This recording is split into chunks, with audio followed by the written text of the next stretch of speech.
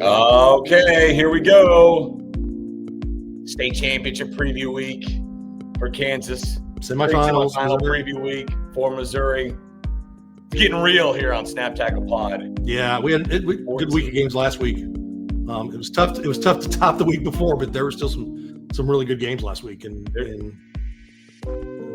there's an overall theme here, Dion. I feel like Kansas City high school football is mirroring the NFL, where it's a lot of new blood. A lot of new blood we're seeing in the NFL. These, the Colts are on, the Patriots are kind of back, the Broncos, all this stuff in the AFC. Some new guys in the NFC. The Panthers aren't a bad team. We've seen that in high school football in Kansas City this year. Definitely change of the guard. You got to Lathan Northwest and Basin Linwood going to their first ever state championship game. Miege is still the same. I mean, they're coming out of the regular season with a losing record, going on and a run and making a run there to the 4A state title game. And great wins by both Baser Linwood and Olathe Northwest last week, and knocking off teams that had won state championships in the past in St. James and a two-time defending champion Gardner Edgerton. It was crazy. We talked about it in the last few weeks leading up to this Gardner-Olathe Northwest game, especially when Olathe Northwest beat Olathe West. I feel like I thought at least, okay, Gardner's got their stuff together. They're proven in this bracket at this level, and they're going to march on through to another state title game. Didn't happen. Well, I'll tell you, there's a couple things at play. I think defensively, Olathe Northwest played well. I think you can hold Zaire Padilla to 249 yards, and you feel pretty good about it. But he still had his carries, but he only had like 20 carries in that game, and they were able to kind of shut everybody else down for the most part.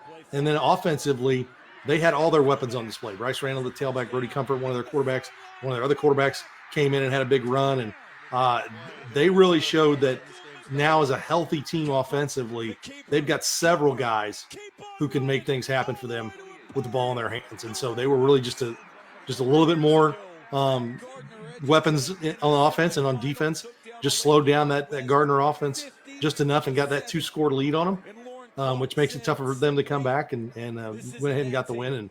And great job by Coach Loncart and his staff. And they definitely earned it. They knocked off Olathe West and Gardner back-to-back weeks. I don't know what else you can ask for. I mean, it's two really good teams there. And like I said, Padilla, it felt like they had slowed him down. He had 180 yards and 2 touchdowns at halftime. Unreal. I'm watching with my eyes, and I'm like, well, he had those 2 long runs. Well, yeah, but but they did a good job on him. I mean, as best you can. I mean, he got his yards, and he had another long receiving touchdown as well on a wheel route. So he was outstanding for Gardner Edgerton. And the Gardner Edgerton run is over. They've gone to 3 straight state championships, and I think that says a lot about that program. Those seniors who graduated can feel really good about where that program is, especially with the back-to-back state titles the last 2 years.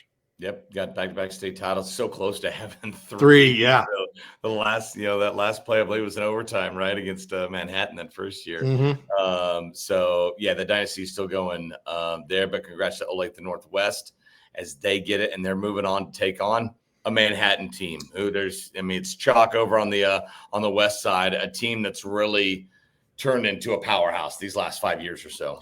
Yeah, and they've got, and I don't know the guy's name. I know he's a big-time recruit, and he just decommitted from Kansas. J.J. Dunnigan. Yes, who plays linebacker and running back, who's a similar guy to, when he's on the field, that he touches the ball pretty much every single time. He's a load, but I think that Olathe Northwest proved defensively that they can slow down a player like that. So I think they've got to feel pretty good about going to that. But, Manhattan's a team that's been in the state championship game several times as well. I mean, that's not, they won it, and then they came in second last year, and so they're back again. I just think it says a lot about that program too, and it's new blood on the east side. There's no doubt, but I think it's going to be a really good game on Saturday. Down in 5A, Mill Valley took care of Aquinas, and then St. James took care of Mill Valley, and then it was Baser Linwood taking care of St. James in another great game last weekend. Yeah, and St. James really looked like they were controlling things in the first half. They were up 14-0. The Basin Linwood offense really couldn't get going. And then in the second half, they had a pick 6. They had a block punt that set up a touchdown and really got things going in their direction. And they kind of shut down that Mill Valley offense in the second half, or not St. James offense in the second half. So used to saying Mill Valley in semifinals. St. James offense in the second half, and they really. They just kind of tightened some things up. And that's what some guys playing who were JV guys. They had some injuries late in the Leavenworth game and they were missing some players there, especially in the defensive backfield. So that says a lot about their depth and what they were able to do. And they trailed in several games this year and came back and won. And so when you talk to Coach Stahlbaumer, and I talked to him today, he said that there was a lot of confidence, even though they were down 2 touchdowns in that game and going in the second half. And they really, special teams wise, they made, block punt.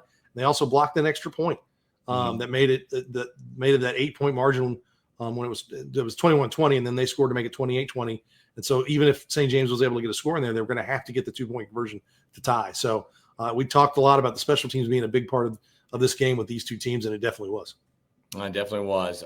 So they take on now Salina Central, a team that hasn't been on the 5A radar in 20 years. Everybody thought, okay, this Great Bend team with a few D1 kids was destined to get there. They had run through the regular season on the west side of 5A. Nope, Salina Central. Salina Central was like maybe the third favorite out of that bracket outside of Hayes as well, because Hayes was playing really well.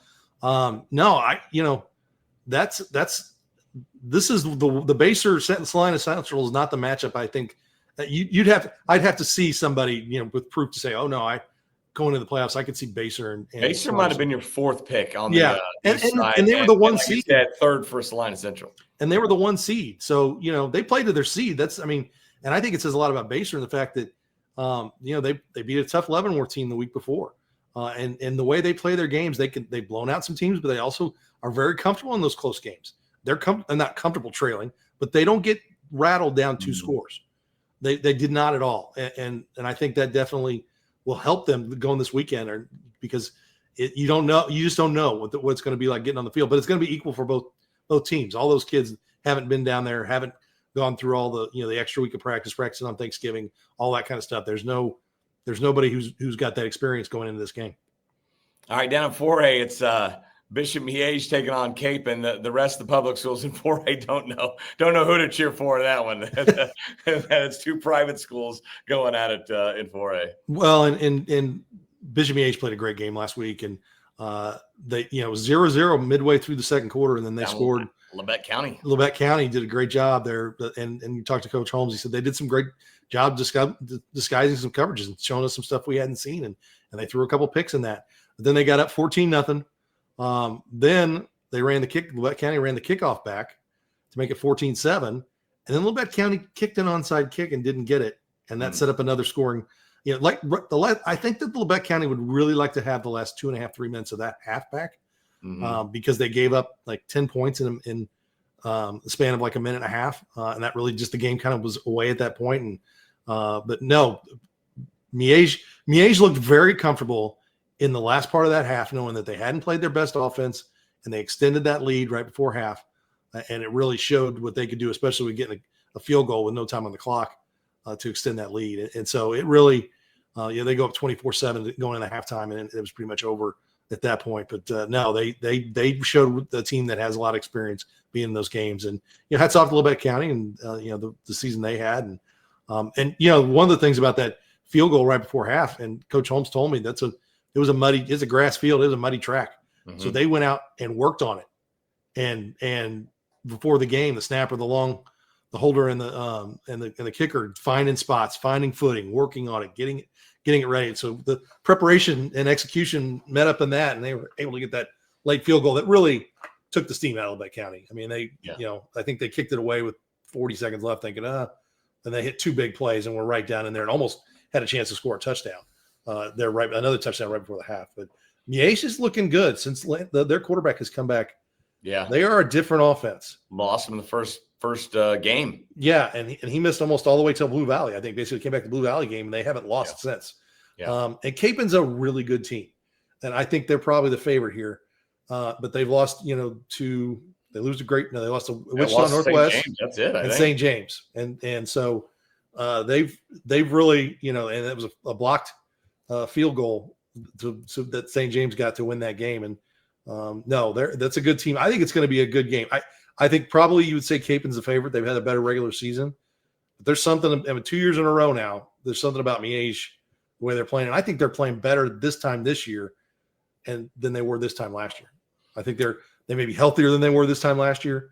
I think they're playing better all around. So I think it's a great matchup. I'm looking forward to it. I was talking with John Holmes today. He said, I mean, it's a rare era. I mean, it's the first time since, he said 2012 when they're in 5A, when they lost to Bishop Carroll, that they're actually coming off a loss in the state championship game. It's been pretty much, if you get there and you win over the years for the Stags. Yeah, the rare common opponent between these two teams being St. James.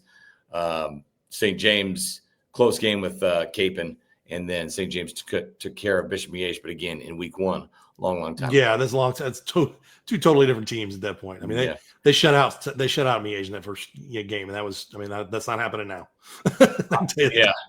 All right, let's get to it on the Missouri side. Speaking of new blood, Liberty moving on. The Tigers. Is this the farthest they've ever gotten? Lee Summit went to the state championship game in 1985. That's their. In fact, they are going to have a Thanksgiving Day practice. I think members of that 85 team are going to be there, and they're going to open it up to the public. Some guy named Harold Wamsgans, who was a former coach. He wasn't the coach of that team. It was Dick Purdy who had come over. Wams was still over at Shawnee Mission West, getting ready to win a state championship at Shawnee Mission West in '86 before he came over to Lee Summit. But yeah, 85 was the last time they were there. They had the Simone Award winner that year as well. And this is a group that's really just totally remade their offense and figured out have a different identity from what they started the season. But I'll tell you, I was really impressed with how they played defense on Friday night. And it was, they really kind of shut that Liberty attack down, especially in the second half. And, a guy like Carson Feeney, who's gone from receiver to running back to kind of receiver again to run, has 1,000 yards rushing. Yeah. He's playing defensive back. And there was one key spot where they had a 1-score lead and Liberty kind of play action and got a guy who looked like he had 2 steps on Feeney, and the ball goes up and he jumps up left-handed. He's about 3 yards away, jumps up left-handed and knocks the ball. It was an incredible athletic move to knock that pass down. It was a huge play because if that gets connected, that's a touchdown there, and it changes the whole complexion of the game. So defensively is the thing that gets me, and they get Jackson. So they get it at home. Surprised they're not playing CBC?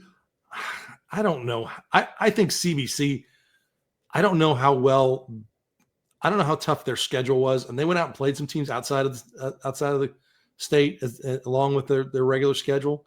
I just don't know if they were quite as, they gave up 62 to Lafayette the week before. I was kind of like, they were down 31-7 at the end of the first quarter on Saturday. Wow. And they came back. I mean, it was a close game at the end, and Jackson's a good team. They're physical. And this is easily for me to be biased. I don't know if Jackson and or CBC have consistently had to go out and play the teams that Lee Summit has to go out and play in their conference. Even a Liberty North, who's not as good as they have been, or Lee Summit North. They beat them twice. Blue Springs South. I mean, those are all really good football teams, and I don't know if the Jackson has seen that level week in, week out, and that's the confidence that Lee Summit's playing with now. Yeah, I mean they probably look across the field and said, nobody tougher than what we've seen in our area. I mean, Blue Springs and Blue Springs South. Blue Springs South only lost 1 game all season, and at the wrong time, unfortunately for the Jaguars. Yeah. But that's a really good football team there, and the winner would get either Nixa or Pattonville. So it's a bracket that a few years ago 3 of the 4 of them were in Class 5. And Nick's been up a few years now, I guess, but Pattonville won a state title or played for a state title in Class 5. Jackson won a state title in 2020 in Class 5. So these teams are not that long ago, playing for Class 5 state titles, and they've moved up, especially when they expanded Class 6 to the 40 teams instead of the 32. So these are the teams that kind of came up in that group. So, Lee Summit's, I don't know. I'm rooting for my prediction. There's no doubt about that. I call them the dark horse going in, and they're still playing, and they'll play. Jackson likes to run the ball too, so I don't know if the weather will affect them because it's supposed to be kind of rainy and cold.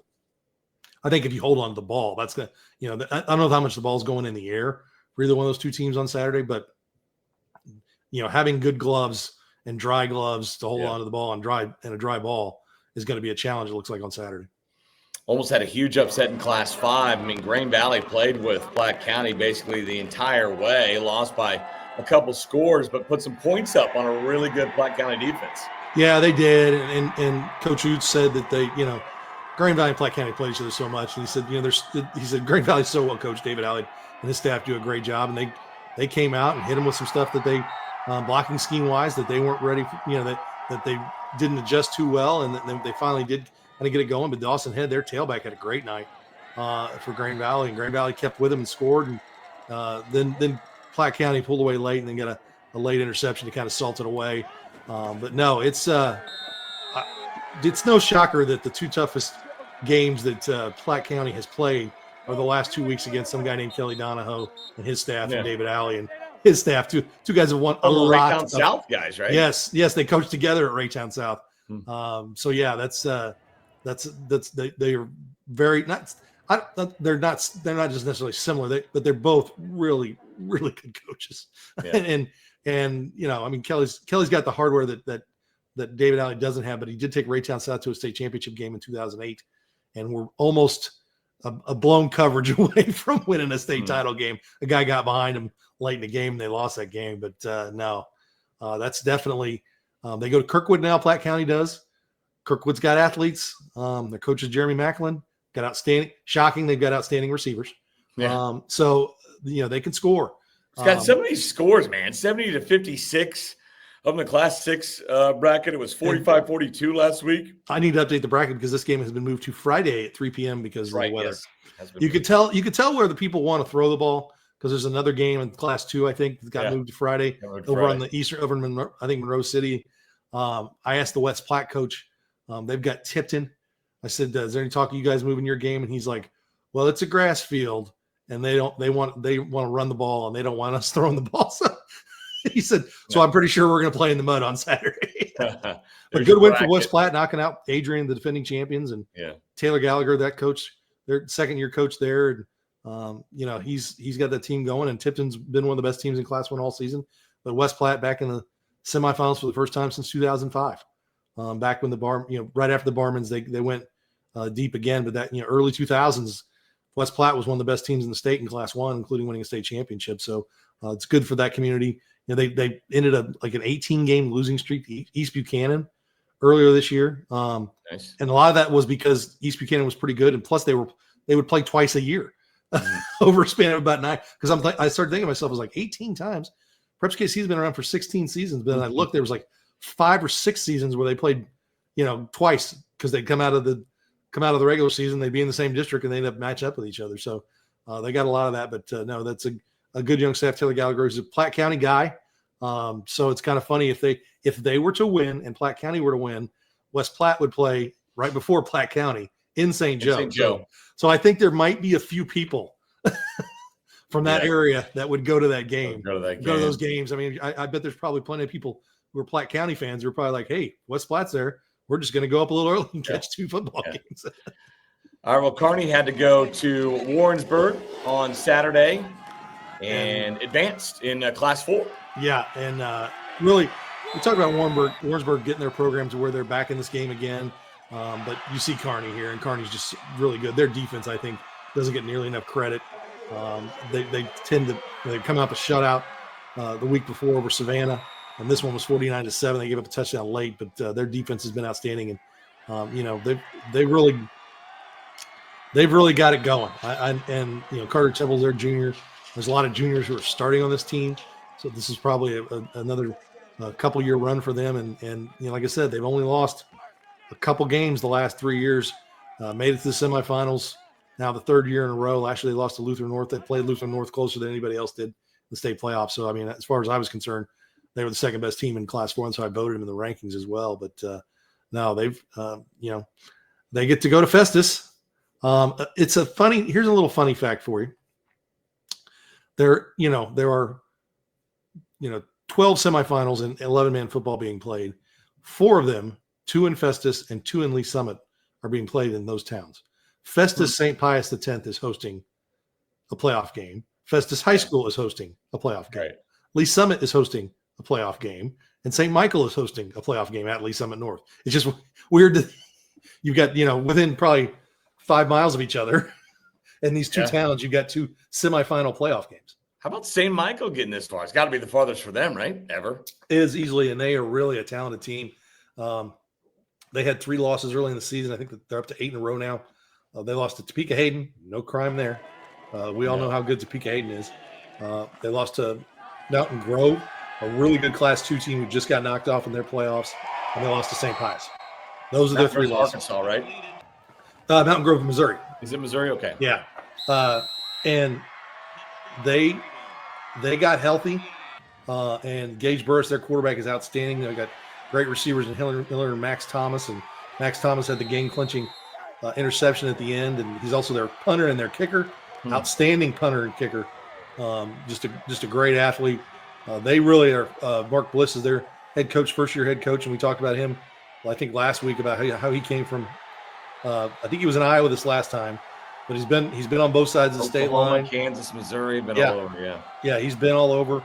Knows how to win a lot of games, and he said it last week when I talked to him. He said, I'm very lucky with the way the talent they had there, and 2, the way the kids just bought into what they were doing, because it was a different style of offense and the way things they're done. And once they got totally healthy and got all their guys back, because they were kind of banged up early, they just started handling people, and it's really they're playing with a lot of. They're a lot like Lee Summit. They are playing with a lot of momentum to beat a Maryville team that is used to being in this game every single year. You haven't ever been in that game, in a quarterfinal game. It says a lot about St. Michael. Where is Lift for Life? St. Louis?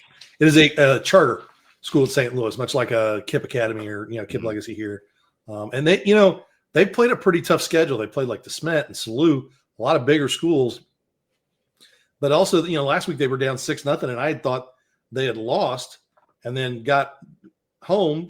As I will go ahead and tell you, I was at a swim meet, of course, because that's what I do. The Preps KC is just a side gig. But I didn't see that they, I had all our games, local games. I kept the scoreboard for those, but then I didn't see some of the finals from the other scores. But they won that game 8-6. They scored late, and they're a team that could put a lot of points on the board. So I don't know what the weather is going to do with those 2 teams, because Lift for Life hasn't been putting a lot of points on the board in the postseason. They beat Valley Catholic. I think everybody knows that name as a perennial power. Not in Class 3; they used to be in Class 1, but they beat Valley Catholic. So it'll be interesting to see. I really like St. Michael's chance. I mean, if you could get West Platte, St. Michael, and Platte County, you could have. If you're a Kansas City high school football fan, next Friday, get in the car, go to St. Joe. It's easy drive. Yeah, easy drive. And the St. Joe people love having people up there, don't they? When you go up there for the they're Chiefs. Used to it. I know. They're capital of Missouri now. Yes, they're definitely used to it. All right, what's the race looking like for the McCarthy MVP, offensive MVP or overall MVP? Well, I tell you, it's a good group. It's the reigning MVP is still around and has better numbers than he did last year. What's he up to passing touchdowns wise, Rocco Marriott? I'm getting ready to put those out tonight. I've got them right here on my page. He is at 3,319 yards. He had a little bit of better percentage this week, because he was at 70. He dropped to 74.5 last week, but now he's up at 76. He has 49 touchdowns. Wow, averaging 276 yards. He now has more incompletions than touchdowns. It's close though. Still. It's close. It's like 59 to 49. I think that. Yeah, something like that. Yeah, 50. Yeah, that's exactly right. 59 to 49. But he also had 2 more rushing touchdowns last week, so he accounted for all 7 touchdowns at some point. And he's got 2 more games to go. He was pacing for 60 for a while, slowed down, but I mean mid 50s is very attainable here. I'm trying to. What did Dunn finish with? The 40 some mid 40s. Yeah. I'm trying to think. I mean, Drew never even had that kind of numbers like his junior year when he had the best numbers. Drew Lock now. Yeah. Because his junior year, they had a better team around. I mean, and he didn't play as many games. They weren't going far. They lost a tough one at Blue Springs. It was 42-0 with like 3 minutes gone in the second quarter. Yeah. It came apart pretty quick that night against the Blue Springs team that had, I don't know, two NFLers, 3 NFLers on the defensive line, Elijah Lee and the Twins.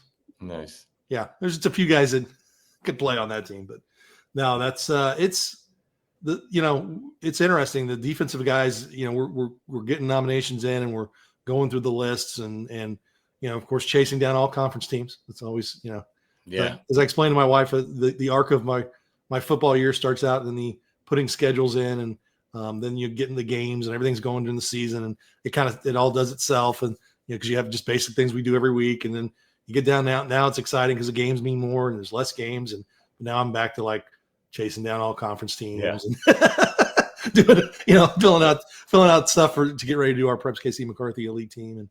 And no, it's gonna be fun. I can tell you that we've got a real special place we're doing the videos this year, and it's gonna be really exciting. We do that announcement, and so now it's pretty cool. It's fun, and the hard work is beginning. The rest of the Thanksgiving weekend after Thanksgiving is over, we'll be crunching some numbers and coming out with the finalist list and getting that done. And before we announce them, I think starting the 12th, is I correct on that? I think it's the 12th of Thursday or Friday. Yeah, we start announcing it. We'll start actually with the coach of the year. The beginning of that week, the Chiefs coach of the year will be that first announcement on KSHB by one Mick Shaffer, who will play the video and narrate the video as he is wont to do. If he's got to rest his voice the next few weeks, so he does all these little videos. I'll eat a lot of food, just get that guttural sound, right? Get that really good angry voice, which I don't have. But you don't have a good angry voice? I don't think so. Never did. So, but thank God I'm good looking. I'm great looking. So. That's along those lines, we're taping. It's now 9:45, and I haven't even edited my K-State or my Missouri highlights yet for the 10 o'clock show, which means we got to go. We got to go. I got faith in you. I'm going to tune in just to see if it's a disaster. Yeah, see. Weather might go longer. All right. If your teams are still going, congratulations. Good luck on Friday and Saturday of this week. And check out, are we under the light? No more under the lights. But no more under the lights. Friday and Saturday of all the local teams. Even the ones on the road, we're going to try to muster and get those on KSHB 41. Sound good, Dion? Yep, sounds good. Wait, we got to play us. We got to play us out. We have our music. Yeah, we can't go without our music. Play us out. There we go. There it is. Okay, now it's officially a show. The bump music is here, and we are gone. See you next time. Nap Tackle Pod.